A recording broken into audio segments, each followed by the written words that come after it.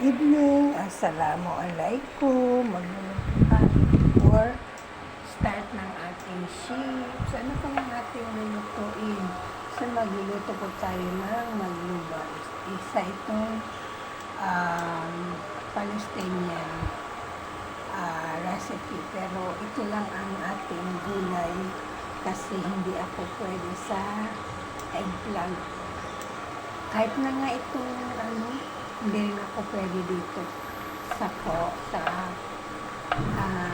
potatoes, pero paborito ito ng dalaga at binata, kaya okay lang. So, ayan. So, potato, onion, and then ito. Na-boil na natin ito sa cinnamon stick. And then, i-fry natin siya.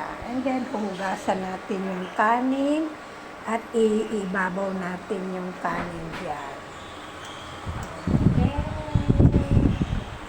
So, see you for more.